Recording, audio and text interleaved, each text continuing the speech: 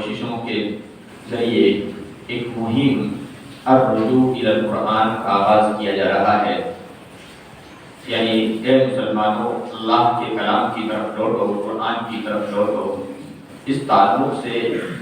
انہوں نے ایک مشن کا آغاز کیا ہے اور اسی سلسلے میں وہ ہمارے پاس آئے، کچھ مواد پرووائڈ کیا اور ہم سے بھی یہ درخواست کی کہ ہم بھی اس مشن کا حصہ ہوں۔ ظاہر سی بات ہے چونکہ یہ ایک ایسی کاوش ہے، ایک ایسا مقصد ہے کہ کوئی بھی شخص اس سے منہ نہیں موڑ سکتا، اور اس سے بڑی اور مقدس اور اہم کوئی کاوش نہیں ہو سکتی، کوئی مہم نہیں ہو سکتی۔ تو کیوں نہ ہم اس پر لبیک کہتے۔ تو ہم اسی سلسلے میں انشاءاللہ آج کے اس خطبہ جمعہ سے چند خطبات اللہ کے کلام کے تعلق سے، قرآن کریم کے مضامین کے متعلق، قرآن کریم کے احکام کے متعلق، قرآن کریم کی عظمت سے متعلق انشاءاللہ خطبات آپ کے سامنے رکھنے کی کوشش ہوگی، اور دعا ہے کہ رب العالمین ہم سب کو قرآن و سنت کی تعلیمات کے مطابق عمل کرنے کی توفیق عطا فرمائے۔ بھائیو اور دوستو، حقیقت یہ ہے کہ الرجوع الی القرآن، قرآن کی طرف پلٹنا، یہ ایک ایسا مطالبہ ہے اس وقت جو اس کافتی اور بلکتی مختلف مسائل سے جکڑی ہوئی اس دنیا کے لیے عافیت کا ذریعہ ہے۔ اللہ رب العالمین کا یہ کلام آج بھی ہمارے تمام مسائل کا حل کرنے میں اسی طرح سक्षم ہے کہ جس طرح سے اللہ رب العالمین کے اس کلام نے عربوں کے زندگیاں پلٹ کے رکھ دی، ان کے مسائل کو ختم کر کے رکھ دیا، ان کے مسائل کو حل کیا۔ آپ کو تعجب ہوگا کہ عرب جو قوم تھی قرآن کریم کے نزول سے قبل، اللہ کے رسول صلی اللہ علیہ وسلم کی آمد سے قبل، اگر ان کی تاریخ کا مطالعہ کرو گے تو یہ معلوم ہوگا کہ بہت ہی بزدل قوم تھی، انتہائی جاہل اور بدتر قوم تھی، لیکن جب اللہ کے فضل سے انہوں نے نبی کائنات صلی اللہ علیہ وسلم کی دعوت پر لبیک کہا، قرآن کریم کی دعوت کو سینے سے لگایا، تو اللہ رب العالمین نے دنیا کا امام انہیں بنا دیا۔ یہ تعلیم ہمارے سامنے کہ اللہ رب العالمین نے ان کی کایا پلٹ کے رکھ دی، اللہ رب العالمین نے ان کی زندگیاں پلٹ کے رکھ دی۔ تو آج ہم اور آپ دیکھ رہے ہیں کہ کتنے نئے فتنے اٹھ رہے ہیں، مختلف مسائل سے آج یہ انسانیت کرا رہی ہے۔ ایسے وقت میں اگر ہم یہ چاہتے ہیں کہ ہمیں امن و عافیت حاصل ہو، ہمیں سکون حاصل ہو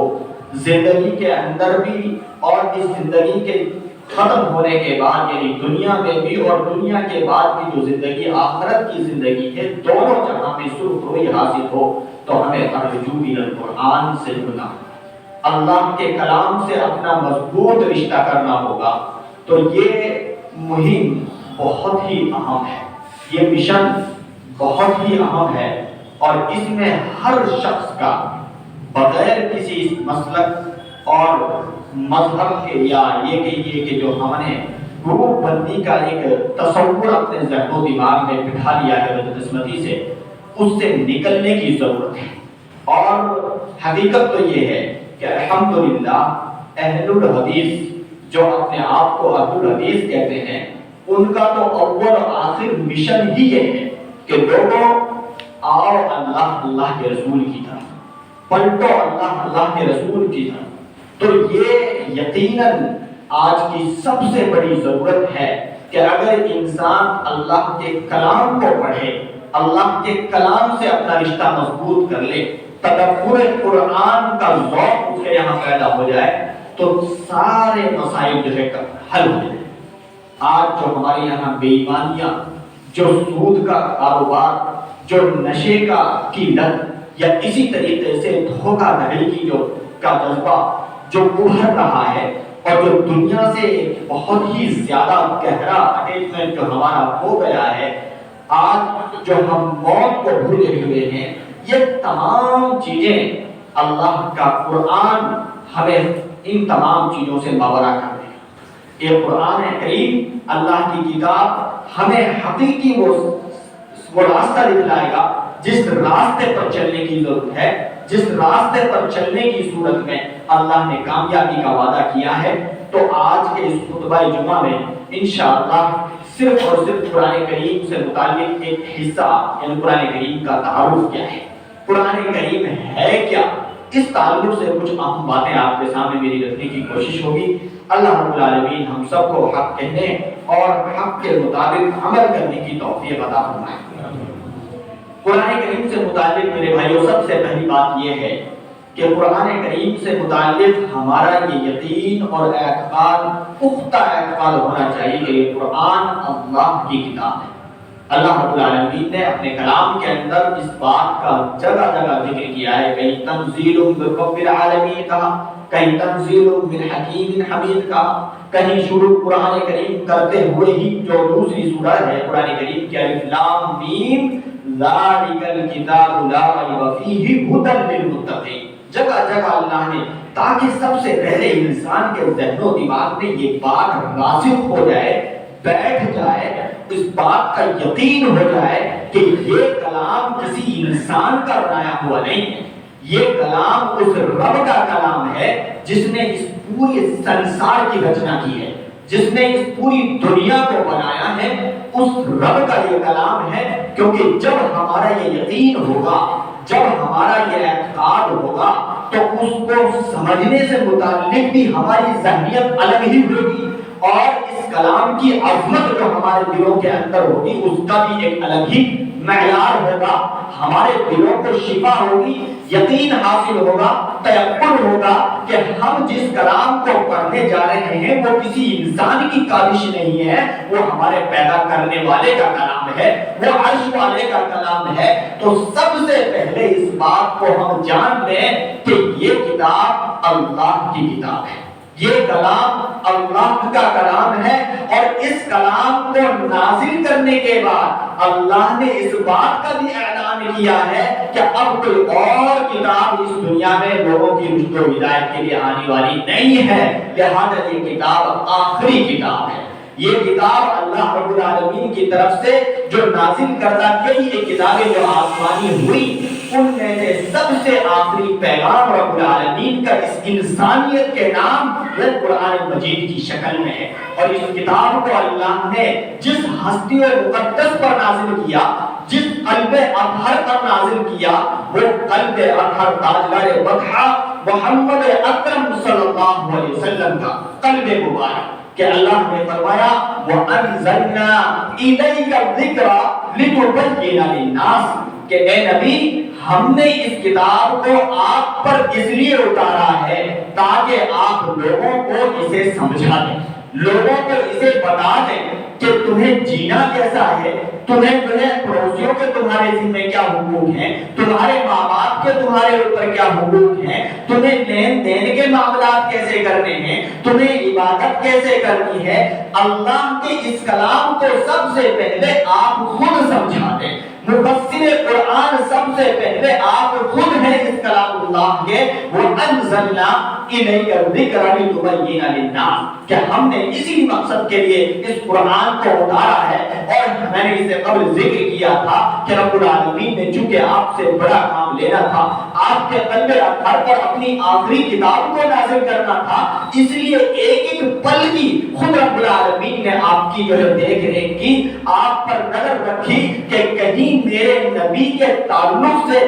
لوگوں پر بدگمانیاں نہ ہو جائیں، کہیں کسی زندگی کے کسی موڑ پر میرے نبی پر کوئی انگلی اٹھانے والا نہ بن جائے، اس لیے ہر ناحیے سے، ہر اعتبار سے اللہ رب العالمین نے شروع ہی سے نبی کائنات صلی اللہ علیہ وسلم کو بنایا، سنوارا، کہ تاکہ قرآن کریم نازل ہو تو اللہ کے اس کلام کی آپ صحیح معنوں میں جو ہے اس کا ایکسپلینیشن کریں، اس کی توضیح اور جو ہے تفسیر آپ صلی اللہ علیہ وسلم بیان فرما دیں۔ اس لیے اللہ نے اپنا کلام آخری نبی محمد اکرم صلی اللہ علیہ وسلم کے قلب اطہر پر نازل کیا، وَأَنزَلْنَا إِلَيْكَ الذِّكْرَ لِتُبَيِّنَ لِلنَّاسِ، اور یہ بات بھی جان لیجئے کہ قرآن کریم عربک زبان میں ہے. کیوں؟ اس لیے کہ جس ہستی پر اللہ نے قرآن نازل کیا ان کی زبان عربک تھی. محمد اکرم صلی اللہ علیہ وسلم آپ ایک عربی نسل تھے، آپ عربوں میں پیدا ہوئے،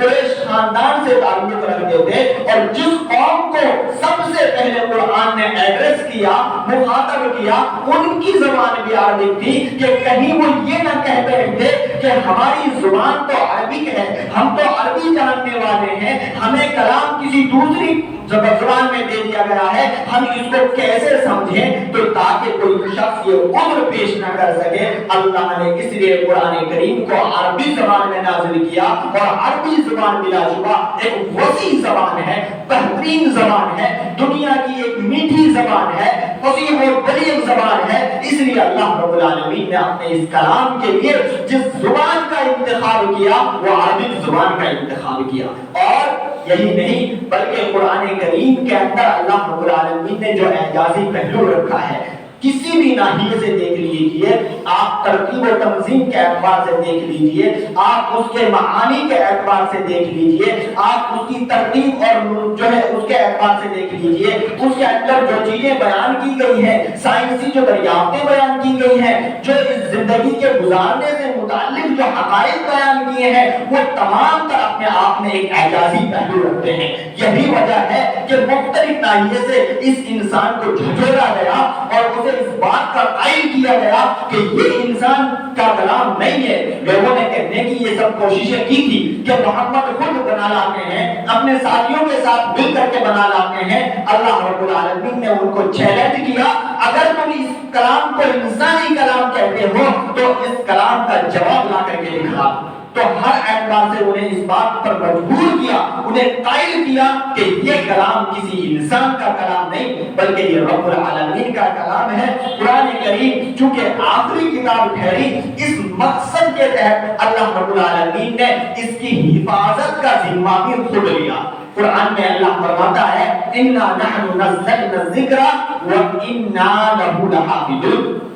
کہ ہم نے ہی اس ذکر یعنی قرآن کو اتارا ہے اور ہم ہی اس کی حفاظت کرنے والے ہیں. ایک جگہ فرمایا لا يأتيه الباطل من بين يديه ولا من خلفه تنزيل من حكيم حميد. اس میں باطل نہ دائیں سے داخل ہو سکتا ہے، نہ بائیں سے داخل ہو سکتا ہے، نہ سامنے سے آ سکتا ہے، نہ پیچھے سے آ سکتا ہے. ہر اعتبار سے اللہ نے اسے محفوظ اور معمول کر دیا ہے. ایسی بات نہیں کہ لوگوں نے کوششیں نہیں کی، کوششیں کی کہ قرآن میں کچھ گھٹا دیا جائے، کچھ بڑھا دیا جائے، لیکن وہ تمام تر کوششیں ناکام ہو گئی. کیوں؟ اس لیے کہ اللہ رب العالمین نے اس کلام کی حفاظت کا ذمہ لیا ہے. تو اللہ رب العالمین نے اس کلام کو محفوظ اور معمول رکھا. قرآن کریم اللہ رب العالمین نے نبی کائنات صلی اللہ علیہ وسلم پر جو نازل کیا، تھوڑا تھوڑا کر کے حسب ضرورت وقت کے مطابق تقاضے کے حساب سے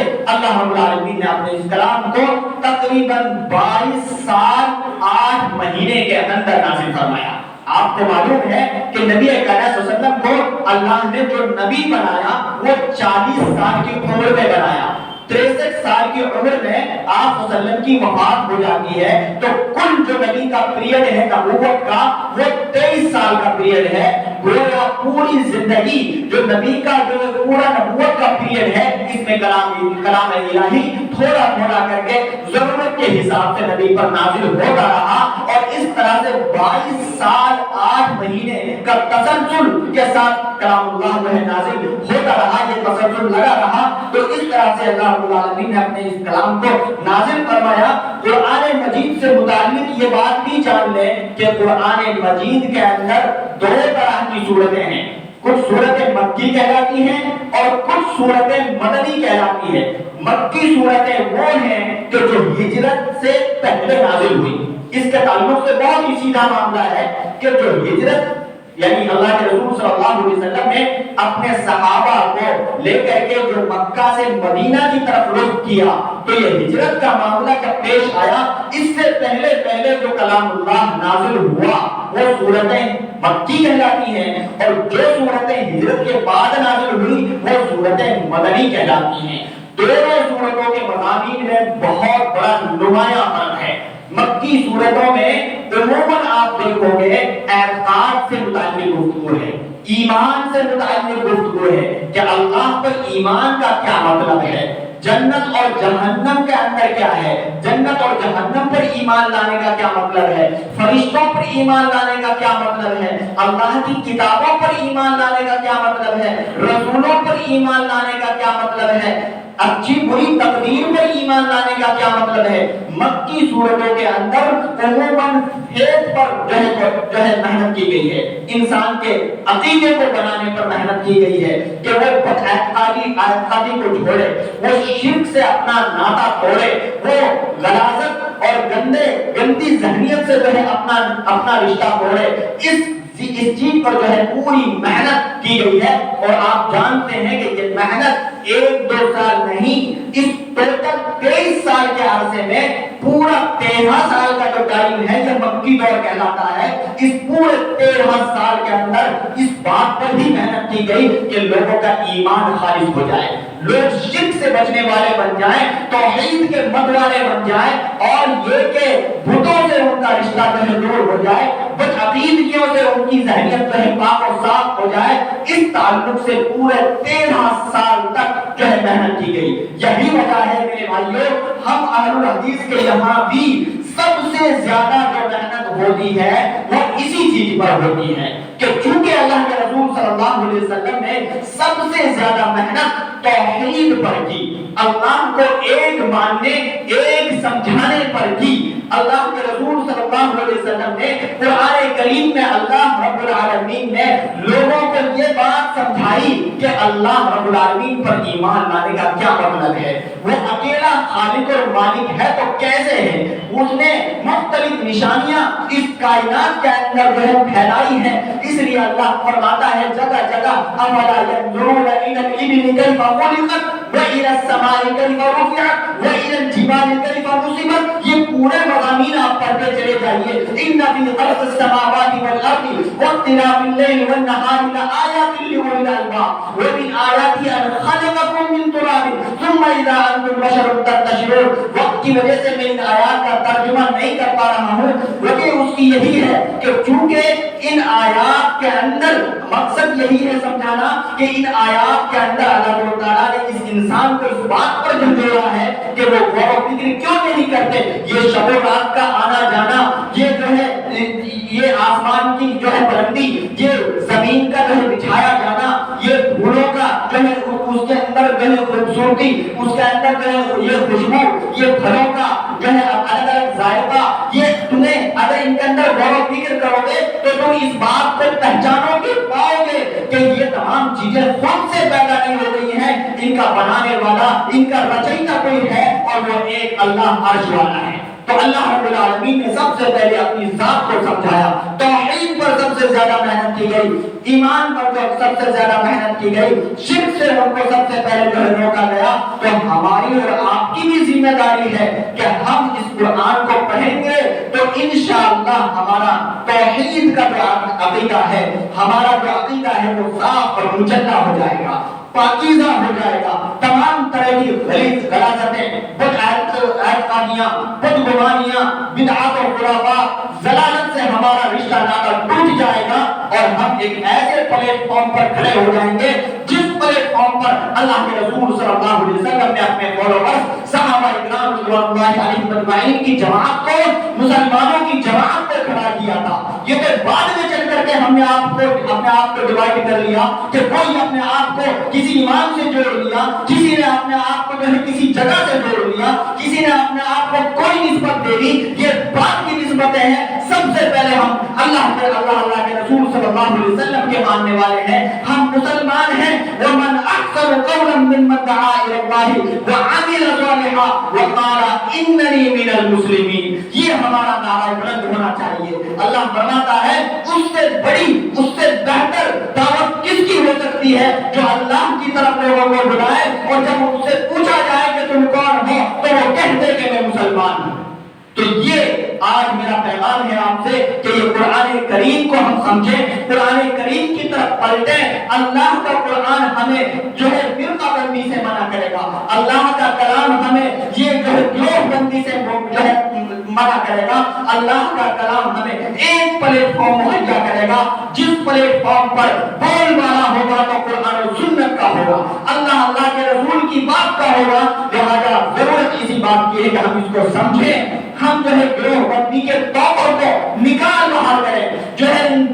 حزبی اور اسی طریقے سے مسلکی بھرور سے نکلنے کی جو ہے کوشش کریں تو انشاءاللہ پھر دیکھیے اللہ اسی طریقے سے انقلاب پیدا کرے گا جس طریقے سے انقلاب اس سرزمین پر آیا تھا کہ اللہ نے ان بدوؤں کو, ان جاہلوں کو دنیا کا امام بنا دیا کہ دنیا کی بڑی بڑی طاقتیں ان کی طرف دیکھنے سے جو ہے ڈرتی تھی, ان کا نام لینے سے جو ہے کام کرایا کرتی تھی. ضرورت اسی بات کی ہے, اللہ کے رسول کا فرمان بھی یہی ہے کہ لوگوں تمہارے درد کا مداوا, تمہارے مسائل کا حل صرف اور صرف اس چیز کی طرف لوٹنے میں ہے جس کی طرف پہلے لوگ لوٹے تھے. سب سے پہلے کون تھے؟ اللہ کے رسول صلی اللہ علیہ وسلم کے صحابہ اصحاب اللہ علیہ اجمعین جس کی طرف لوٹے. اسی لیے میں آخر میں بس دو شعروں کے ذریعے سے اپنی قرآن کریم سے متعلق جو ہے اپنا پیغام دے کر کے آج کا خطبہ مکمل کرتا ہوں.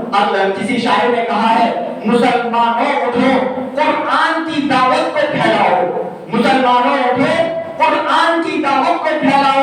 جہانے بے انا کو عافیت کے راز سمجھاؤ. آج یہ دنیا کراہ رہی ہے, بے چین ہے, مضطرب ہے, پریشان ہے. اگر ان کے درد کا مداوا ہے تو اللہ کے کلام کے اندر موجود ہے. مسلمانوں اٹھو قرآن کی دعوت کو پھیلاؤ, جہانے بے انا کو عافیت کے راز سمجھاؤ. زمانہ آج بھی قرآن ہی سے تیز پائے گا, مٹیں گی ظلمت شب اور سورج جگمگائے گا. تو میرے بھائیوں حقیقت ہے, لہذا اگر ہم انقلاب چاہتے ہیں, اگر ہم تبدیلی چاہتے ہیں, اگر ہم بہتری چاہتے ہیں تو اللہ کے کلام کی طرف ہمیں پلٹنا ہوگا. وہ بجلی کا کڑکا تھا یا صوت ہادی, عرب کی زمین جس نے ساری ہلا دی. یہ کلام اللہ کا نزول تھا کہ دنیا کے اندر انقلاب برپا ہو گیا. لہذا ضرورت اسی بات کی ہے کہ میں ہر شخص جو ہے قرآن سے اپنا رشتہ مضبوط کرے, قرآن کو سمجھنے کے لیے جو ہے اپنا وقت مختص کرے. آج ہم نے مختلف چیزوں کے لیے اپنا وقت مختص کر رکھا ہے, ٹائم ٹیبل متعین کر رکھا ہے. اللہ کے کلام کو سمجھنے کے لیے جو ہم صرف یہ سمجھتے ہیں کہ ریسائٹنگ کرنا آ گیا, قرآن پڑھنا, الفاظ کا, آیات کا ہمیں ذرا آ گیا. ہم سمجھتے ہیں کہ ہم قرآن پڑھنا جانتے ہیں, قرآن پڑھنا نہیں جانتے. قرآن کو پڑھنے کے ساتھ ساتھ قرآن کو سمجھنا ضروری ہے, کیونکہ اصل یہی مطلوب ہے کہ اللہ نے اس کلام کے اندر اس انسانیت کے نام ہمارے اور آپ کے نام پیغام کیا دیا ہے. ہمیں زندگی جینا ہے تو جینے کیسے ہے, حلال کیا ہے, حرام کیا ہے, لوگوں کے حقوق ہم پر کیا ہے, یہ سمجھنا آئے گا تب جب اللہ کے کلام کو ہم سمجھنے کی کوشش کریں گے. تدبر القرآن کے لیے ہم اپنا وقت مختص کریں گے. تو آج کا یہی پیغام ہے آپ کے خطبے کا کہ اللہ رب العالمین ہم سب کو قرآن کے قریب آنے کی توفیق عطا فرمائے. قرآن کے لیے ہمیں کچھ وقت جو ہے اس کے غور و فکر کے تعلق سے ہمیں خاص کرنے کی توفیق عطا فرمائے. اللہ رب العالمین قرآن کریم کی عظمت کو جاننے پہچاننے کی توفیق عطا فرمائے. قرآن کریم کی تعلیمات کے مطابق مکمل طور پر ہمیں اپنی زندگیوں کو گزارنے کی توفیق عطا فرمائے. آمین. وآخر دعوانا الحمد للہ رب العالمین. بارک اللہ لنا ولکم فی القرآن المجید ونفعنی وإیاکم بالذکر الحکیم وصلی اللہ علیہ وسلم.